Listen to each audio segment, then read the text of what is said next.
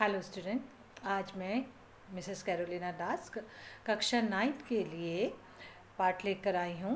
क्षितिज की पुस्तक से काव्य खंड में से वाक, काव्य खंड का वाक। ये जो वाक है ये कवित्री जो है लल्लैद ने लिखा है और ये कवित्री कश्मीरी भाषा की एक प्राचीन कवित्री थी। इनका जन्म सन 1320 ईस्वी में श्रीनगर के सिमपुरा में हुआ था। इनके जीवन के बारे में बहुत अधिक प्रामाणिक जानकारियां हम लोगों को नहीं मिलती हैं। किंवदंतियों से पता चलता है कि उन्हें लल्लेश्वरी और लला रिफा आदि नामों से भी जाना जाता था। इस पाठ में जो वाक है इसमें इनका नाम लल्लैद है, लेकिन इन्हें लल्लेश्वरी या लला रिफा नाम से भी जाना जाता था।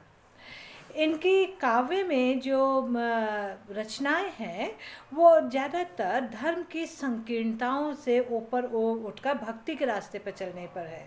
इन्होंने धार्मिक संकीर्णताओं पर अपने बहुत से वाक लिखे हैं, जिनमें उन्होंने इसके पक्ष में नहीं लिखा। उन्होंने बोला मनुष्य को धार्मिक संकीर्णताओं से बाहर आना चाहिए। ईश्वर को प्राप्त करने के लिए बहुत अधिक कठिन तप की आवश्यकता नहीं है। उन्होंने संसार में सबसे अधिक प्रेम के महत्व को समझाया है कि मनुष्य कर्म के नाम पे या धर्म के नाम पे, जाति के नाम पे जो अपने जीवन में एक कहना चाहिए कि भेदभाव ले आता है, ये उन्होंने पूरी तरीके से उल्लंघन किया है, या कहना चाहिए कि वो इसके पक्ष में बिल्कुल नहीं। उन्होंने बोला कि मनुष्य को इन सारी संकीर्ण भावनाओं से ऊपर उठना चाहिए और सबसे बड़ी भावना होती है प्रेम की भावना। हर जीव से प्रेम करना अत्यंत आवश्यक है। इसी के साथ इन्होंने इस संसार में संसारिकता पर ज़्यादा अधिक ध्यान नहीं दिया। इस संसार को उन्होंने नश्वर माना है कि ये तो नश्वर है, एक दिन यहाँ से हमें चले जाना है। जो शाश्वत है, जो अनश्वर है, वो है आत्मा और परमात्मा। आत्मा और परमात्मा के मिलन के लिए इन्होंने बहुत अधिक जोर दिया है कि मैं बस यही ही संसार का और संसार के बाद के जीवन का सत्य है कि आत्मा का परमात्मा में विलीन हो जाना। इन्होंने इसमें लगभग जो 4 वाक लिखे हैं। पहले वाक में ईश्वर प्राप्ति के लिए मनुष्य द्वारा किए जाने वाले प्रयासों की व्यर्थता का वर्णन किया है। हम लोग ईश्वर को प्राप्त करने के लिए बहुत से जो करते प्रयास करते हैं, बहुत अधिक। कई बार हम ऊंची ऊंची पहाड़ियों पे चले जाते हैं, बर्फ़ की सिल्लियों पे बैठ जाते हैं, भूखे रहते हैं, ठंडे पानी में अपने शरीर को डालते हैं, बहुत अधिक। और बहुत तो इन्होंने कहा कि इन सब प्रयासों को इतना अधिक करने की आवश्यकता नहीं है।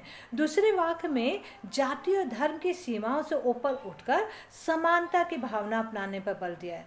इन्होंने बोला जाति और धर्म ये मनुष्य के बनाए हुए हैं, ईश्वर ने नहीं बनाए हैं। तो इन्होंने बोला है कि इन सब चीज़ों से हमें ऊपर उठना चाहिए और सबको एक समान मानना चाहिए। तीसरे वाक्य में गुरु महिमा का वर्णन करते हुए सच्चे गुरु को प्राप्त करके भवसागर से पार पाने के बारे में लिखा है। जिस प्रकार से कबीरदास जी ने भी अपने काव्य में गुरु की भक्ति को अधिक जोर दिया है। उन्होंने कहा गुरु गोविंदो उखड़े काके लागो पाए, बलिहारी गुरु आपने गोविंदियो बताए। इन्होंने भी गुरु की महिमा को बहुत अधिक जो है अपने वाक में महत्व दिया। उन्होंने बोला गुरु के बिना इस संसार से मोक्ष पाना आसान नहीं है। और जो चौथे वाक में धर्मगत संकीर्णता को त्याग, जो धर्म में छिपी बहुत सी संकीर्णताएं हैं उसको उनको त्याग कर प्रत्येक प्राणी में ईश्वर के समाये होने की बात कही है। इन्होंने कहा कि जैसे कभी ने कहा मुँह को कहाँ ढूंढे रे बंदो, मैं तो तेरे पास में। इन्होंने भी कहा कि इस तरीके से हमें बहुत अधिक परमेश्वर को ढूंढने के लिए इधर उधर भागना नहीं, धार्मिक संकीर्णताओं पे जोर नहीं देना है। ईश्वर तो हर एक हृदय में समाये हुए हैं। तो इस प्रकार से इन्होंने अपने 4 वाक में हमें जाति और धर्म की संकीर्णताओं से बाहर निकलने के लिए, और मानव जीवन को प्रेम पर आधारित होने के लिए, और गुरु की महिमा को के बारे में हमें अपने ज्ञान को दिया है। इसका पहला वाक है जो मैं आपके सामने पढ़ रही हूँ, इसे ध्यान से सुनिए। रस्सी कच्चे धागे की खींच रही मैं नाव, रस्सी कच्चे धागे की खींच रही मैं नाव, जाने कब सुन मेरी पुकार, करे देव भवसागर पार। जाने कब सुन मेरी पुकार, करें देव भवसागर पार। पानी टपके कच्चे सकोरे, व्यर्थ प्रयास हो रहे मेरे। पानी टपके कच्चे सकोरे, व्यर्थ प्रयास हो रहे मेरे। जी में उठती रह हो, घर जाने की चाह है घेरे। तो मैं इनमें से कुछ शब्दार्थ आपको बता देती हूँ। नाव यानी शरीर रूपी नाव। जो ललित हैं इन्होंने इस शरीर को एक नाव माना है, शरीर रूपी नाव। देव प्रभु ईश्वर, भवसागर संसार रूपी सागर। ललित ने कहा कि शरीर जो है एक नाव है, और ये पूरा संसार, पूरा विश्व जो है एक सागर के समान है। और कच्चे सकोरे यानी मिट्टी का बना छोटा पात्र जिसे पकाया नहीं गया हो।